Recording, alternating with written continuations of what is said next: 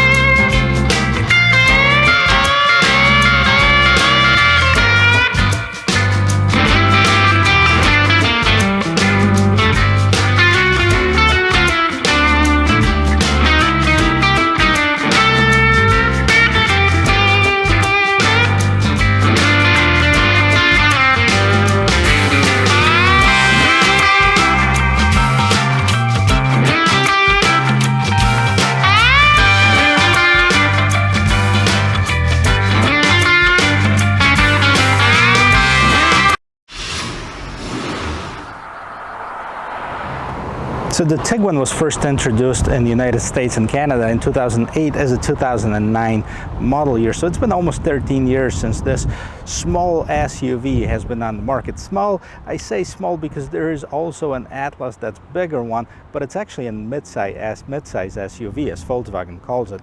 And for 2022, Volkswagen changed some of the design, actually refreshed. This is not a full redesign, but more of a refresh for that Tiguan. So the first thing that jumps at you, if you're familiar with the previous generation one, the lights, they're completely different. They're fully LED lights. The design of it, the shape of them are different. I like this piece of it right here that makes it a little bit more aggressive, and fully LED lights right here. Now this is the SER line trim, so you'll see a lot of blacked out portions of this vehicle. Now this is more of a piano black, which is normally not my favorite thing, but once I'm looking at this vehicle more and more, and kind of grows on me, I think it fits this trim very well. So you can see that black, shiny black grille in here. This is open, allows a lot of air going in here, and that's also where you see some of the redesign features in here. They changed that lower air damps basically inside of here, and that's open as well, allowing for the maximum air gets inside the engine compartment, help with cooling as well. Big Volkswagen logo, of course. Now the one thing that I would like to see, now this thing right here, while it looks nice, it doesn't really serve any purpose. So it's not open, it doesn't have any fog lights housing in it or anything like this. So I would like to see a little bit more functionality out of this portion right here. But overall the design is much more attractive than the previous generation one. The hood itself, I mean, it does have a couple of distinct body lines. It's nicely sculpted, but it's plain at the same time. So underneath the hood we'll find this 2.0 liter turbocharged engine, 184 horsepower, 221 pound-feet of torque, made it to an 8-speed automatic transmission. So I mean, it's not breaking any records even on paper, especially when you think that this actually does 0 to 60 in about 9 seconds, making it probably quite a bit slower than the Honda CR-V or Toyota RAV4 or Mazda CX-5, which it competes against. But we'll see how the comfort is in driving of this vehicle in a little bit. But one thing that I want to bring it up, see, it can be done. You know, one hydraulic strut right here holds up the hood nice and tall. Good job, Volkswagen, on that. Right, so on the side you won't find too many differences between this and the previous generation one. Now if you look closely, you'll see the front light right here, and this is the part that I was telling you about, well, going over the front of it, nicely incorporated, almost goes into this fender in here. Now also, as far as that blackout trim, the R-Line model, now this one I think it looks particularly well with the white color exterior on it, complements it very nicely, because all The two colors that you'll see is black and white in here. Now you see a little bit of that cladding on around the wheels, also black, the shiny black wheels. These are 19-inch rims, 235 by 50. Basically, these are the tire sizes in here. It does have this nice trim around here. It's got R right here that indicates it's an R-line model, and everything else you can see it's all blacked out, including the roof rails right on top. Right here in the middle, or right above those trim pieces at the bottom of the door, you'll see that shiny black trim that goes across both doors. That gives you a little bit of break and that whiteness of this vehicle. Also, one thing to mention, that this is actually a long wheel version of a Tiguan. I guess they have some of shorter wheel versions around the world. Now in the United States you only find this, and this is a long one because it also houses a third row seat. We're gonna check it out. I'm actually gonna try to make an attempt to fit in that third row seat and show you how much room there is. But before we do that, let's see how much cargo space we have in the back. All right, so in the back, you know, looks very similar to the previous generation one, but you'll see one big difference. The Tiguan is actually spelled out right underneath that Volkswagen logo in here. It also does have, now on this particular one, does have a little bit different of a trim. Now this, remember, it's a R-line, so it looks more sporty, but I have to ding it for non-functional exhaust. Now this is, they don't even try to look like a functional exhaust, basically a trim piece that looks like exhaust, and the real exhaust, obviously it's covered right underneath here.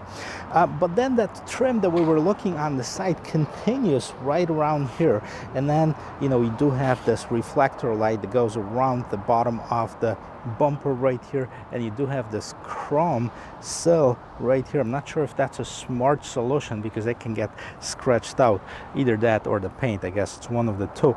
So windshield wiper, third brake light, full LED lights. That completes the back of it. Let's pop this gate open. Let's see how much room we have. All right, let's check out the roominess right inside of this Tiguan. And I gotta tell you, I mean, it does have quite a bit of room. And let's check this out first. Okay, so it does have the Volkswagen cargo protection system. I was wondering when it looks so strange, but this is actually a mat that goes on top of it. And do we have a spare tire? Yes, we do. It's hidden right underneath here. It's a temporary spare tire. You also have a cargo cover, and that's the spare tire right underneath here. And this is a nice placement of it, so you don't have to think where you're going to put it, and you're not going to be able to use it if you have a third seat up. Yes. All right, so the seats are actually right here. Let's move them up. Let's pull them up right here. Okay, 1, 2. Okay, this is how much room you have in there. I'm actually going to try to get in there, so the sacrifices I make to show you guys. Wow. Right, then you can actually fold the front seats, middle row seats, basically down by pulling on one of those levers. Now this is actually, the middle seats are 20 in the middle and 40 on both sides, so 40, 20, 40 split. And if you use those handles right here, you can only fold them down 60, 40 basically. One thing to mention, it does have a power gate, so closes nice. It does have the hydraulic struts to hold it up. Let's see how much room we have in the back seat. Right, so the interior of it, as far as roominess, I'm pleasantly surprised. I gotta tell you, there's plenty of room in the back seat right here. However, I gotta tell you that it's so very German, kind of stiff, very uncomfortable and plain. I don't know if somebody asked the German Volkswagen designer, hey, can you make it plush? What do they say? Nein, we don't do plush. I think that must have been the thing, guys. But overall, plenty of room. Let me show you what I mean by plainness and toughness of this interior. Come on in. Start with the door. The door is actually not bad when you look at it. I mean, it does have this cinnamon color interior. So, I mean, you look at the seating surfaces and all, then you have the same color on the side. But, you know, this is nice looking, but to the touch, it's kind of very stiff, all right? And as far as the seats, okay, now we've seen that on other Volkswagens. I don't know why couldn't they make it a little bit more comfortable. Well, I guess function before comfort, maybe. All right, well, it does have enough room, so to each its own. You might like it, check it out. All right, in the middle here you have this console where you can find the charging port, and then you can find the regular USB-C port, and then the vents for the rear air conditioning. Right on top you have the LED lights, and this one normally would come equipped with a sunroof. This particular one does not have a sunroof. And how do you get to the third row seat? Okay, so you can fold the back of the seat, but this is actually to fold it flat and get into the third row seat. Now, wow, it's tiny. I'm gonna try to get in there anyways. All right, guys, I'm getting into the third row seat. Okay. Feet in. I feel like getting into my daughter's red wagon. All right, I don't think there's a way for me to actually close this on top. Squeeze. No way.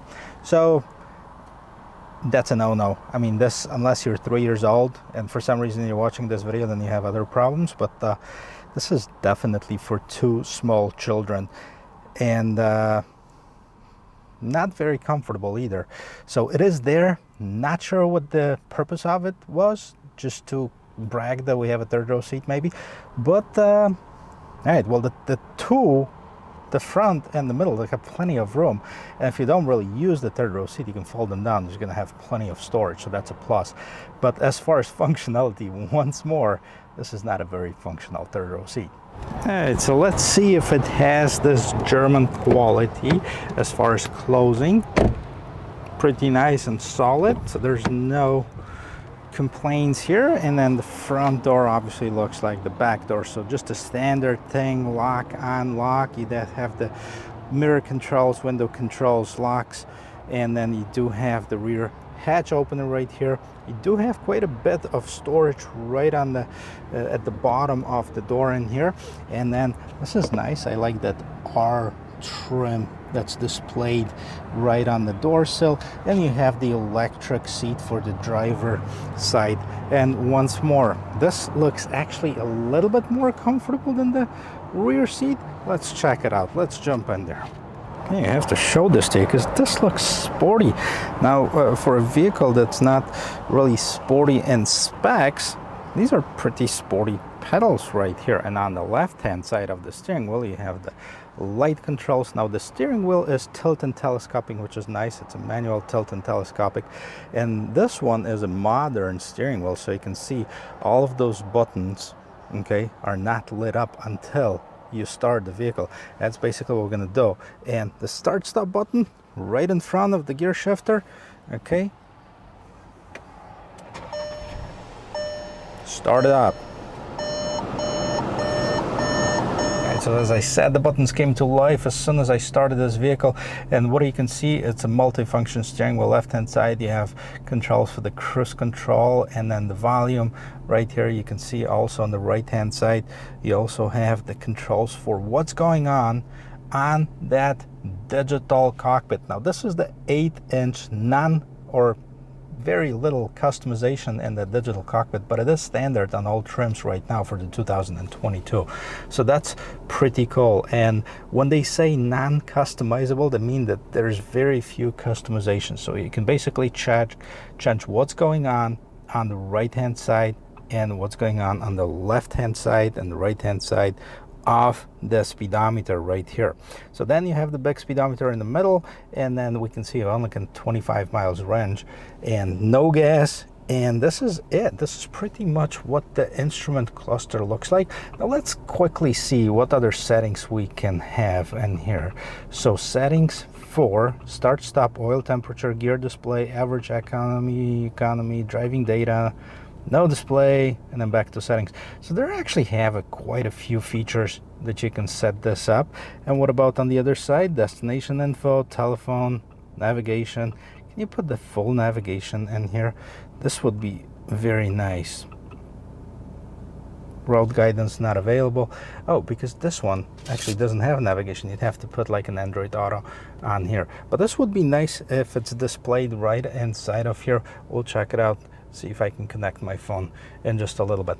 All right, so let's take a look at the overall on the interior. Now, is this soft plastic? It is. Nice. Okay, good job. Soft plastic. And even this kind of a trim that's different looking soft plastic. You do have a little bit of a storage compartment. Don't put your phone in there. It's gonna get too hot, especially in the sun, but you can put some other stuff in here, I guess.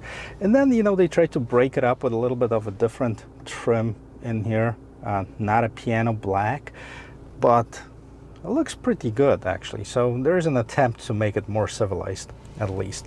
That's pretty cool. So what do we have in here? Now this one is an 8-inch screen. The higher end models, the SELs, I believe it's gonna get the 10.25-inch screen, so it's a little bit bigger. But what do we have in here? So we have, you know, some of the regular touch buttons in here. You can turn that on and turn the volume down. Unfortunately, you know, the radio is not branded and I can't really play it for too long because of the copyright issues, but you can see your regular menu in here. So you have radio, telephone, navigation, media, app connect, vehicle sound, climate control settings. Let's go to settings, we always do that. Screen time and date, more keypad languages, units, voice operation, Wi-Fi, manage mobile devices. So configuration wizard, it's pretty cool. So very self-explanatory. We've seen that on the ID4, very similar setup in here. And then you have your regular volume knob and the tune mode right here. This is also to select it if you don't want to use the touchscreen for some reason. And then you can go to any of the features that you like and then hit that. And it's going to tell you, hey, you want to change the units from US to the rest of the world? You can do that. Apps. Let's see what that, app connect the device using the USB. So Android Auto, Apple CarPlay, as you can see, is available, but you have to use a cable for it. So it's not a wireless, which would be a big plus in my opinion if they could do that. I guess it's because the stability issue is still with the Android Auto and Apple CarPlay. Now, when you turn this off, there's like no buttons displayed on this whatsoever. So this is all a display. And it's a pretty cool one too. So you have your climate control settings right here. What I like about those slide bars right here, so you can adjust the fan speed by basically just sliding your finger in on the slider bar right here. You don't have to touch anything, just slide it. Same thing with the temperature. You can see how it adjusts. So that's pretty interesting. And then we have the menu, or you can turn it off right here, or you can sync it. And menu displays right on the screen. So if you hit menu at the bottom, okay, we can see it's off right now. And then we can do auto. It tells you which fans the air is coming out of. That's a pretty sophisticated system, I gotta tell you. It's pretty cool.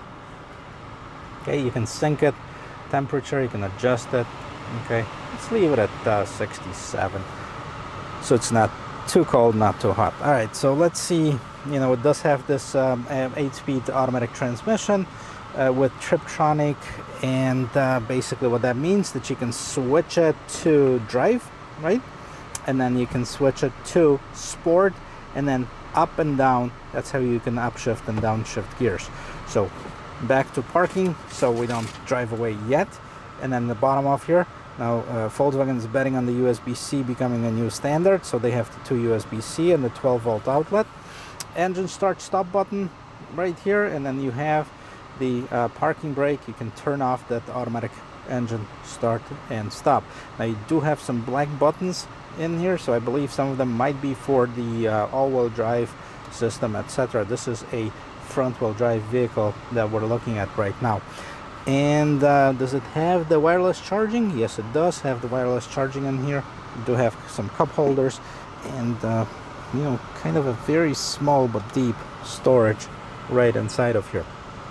Okay, one more thing before we actually take it for a spin. And the quality is okay. It's not super clear, as you can see at some of the other vehicles, but it is there. So, I mean, you have the trajectory line. There's no 360 on this one. I'm not sure if it's even an option on the high-end model, but this one doesn't have it. And then you can turn that off if you don't want to have the camera. But all right, we'll go back to the camera. And then you also have this little icon right here of a vehicle, and just kind of shows you the zones. And as you're getting closer to something, it's basically going to different colors, and maybe we'll check it out, provide you an audible signal in here. Now it says at the bottom, look, safe to move. Well, yes, but we're not going anywhere yet, and we will in just a second. We'll move on to the top in here. Pretty standard mirror. There's a compass built in here, which, you know, used to be a standard. Now very few manufacturers do that. Then you have some light controls and the SOS information button, and this one does not have a sunroof. It actually had a sunroof discount added. I'm not sure if that's because the dealer ordered it like this, but check it out. Credit issue, sunroof not installed on this vehicle for $1,200. So that's pretty cool. All right, now we're going to take it for a spin. All right, guys, before we take it for a spin, let's take a quick look and see what trim levels are available for this year's lineup of a Tiguan. So, unfortunately, from what I see in here, they still have the last year's models listed on here. So not 2022, but I believe as far as the lineups, they're not going to make any differences as far as the trim level. So then there would be S, SE, SER line black, which is the one that we're sitting in right now. And let's see the difference in MSRP. So starting MSRP $30,595. This one is base MSRP before features $32,295, so about $1,700 difference. Then there's an SEL and the SEL Premium R line. So we have two more levels above this one. Now this one is pretty loaded if you ask me. I mean, it does have a lot of features on it. It doesn't have the navigation. It does have a little bit of smaller screen, but it does have the Android Auto, Apple CarPlay, if you don't have to, if you don't want to spend all this money at $33,125, which is the total MSRP on this one. This is not a bad deal at all, in my opinion. So let's take it for a spin. Let's see how it drives. There's some features that I like about this car, and there's some features that I didn't like as much, but let's check this out, how it drives. Before we do that, let's do a quick 360 and let's see how it turns, how tight this turning radius is.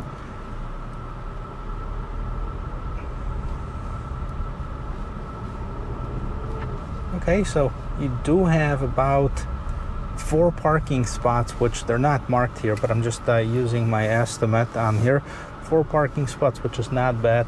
I like the overall feel of this vehicle. It sits up higher. It does have the pretty nice size windshield, so you can see really nice. And now let's take this and see.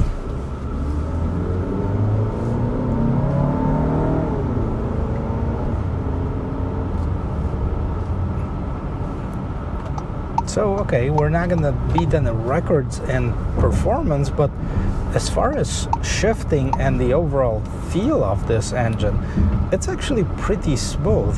It's you can hear the engine, but it's not annoying. It's not disturbing. So definitely a good point in here for Volkswagen.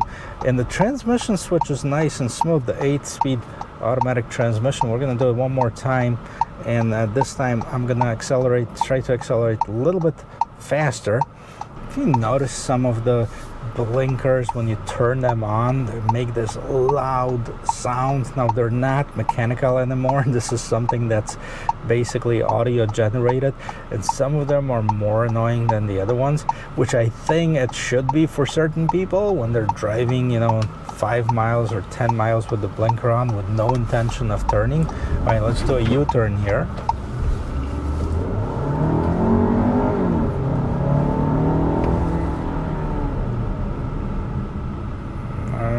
And that's all she wrote. We're not going to be able to accelerate too much more on that, but I got to tell you, this time the engine was struggling a little bit, and that's just because I floored it So, I mean, Honda CR-V and Toyota RAV4, I think they are about 1 second faster 0 to 60 than this one.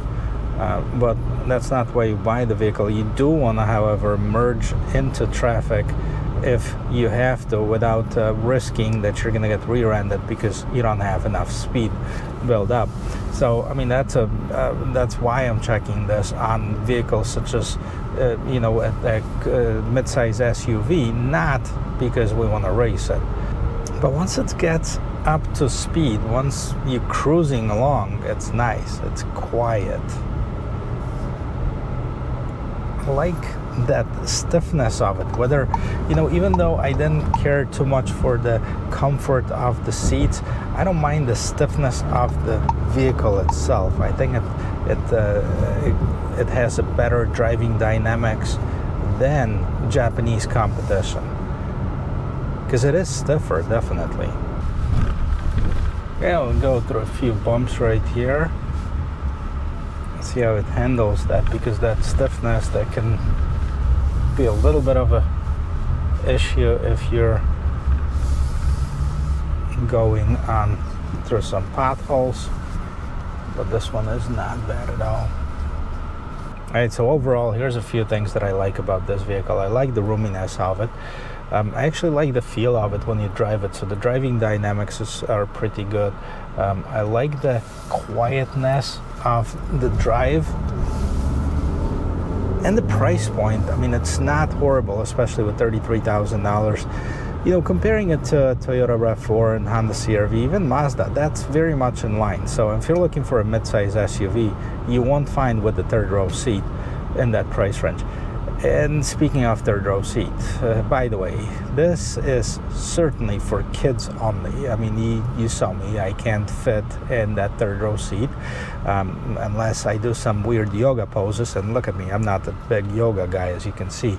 So that third row seat is definitely not a big thing for me. It wouldn't be a deal maker on this vehicle. As far as the comfort of the seats, some people like it because they say it's better for their back.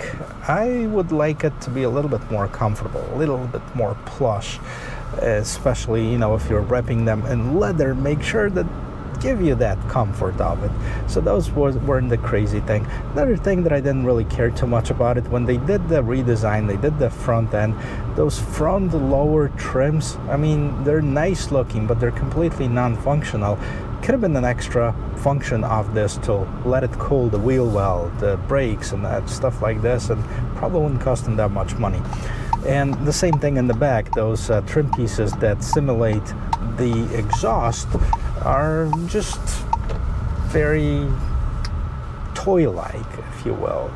With all that said, I think there's more pluses than minuses to this vehicle, so definitely check it out if you're looking for a mid-size sport utility. And you know, at the time of the filming, Bob boasts Volkswagen's got actually 2 Tiguans, and I know inventory has been a big issue for a lot of dealerships and manufacturers this year. So if you're looking for one, and if you're in Florida, give them a call, give them a chance. They're a nice family-owned dealership. I'll post a link and the phone number in the description. Also, if you like watching videos like this, check out the rest of my channel, consider subscribing, give it a thumbs up, hit that little bell notification button, and I will see you in my next video. Cheers.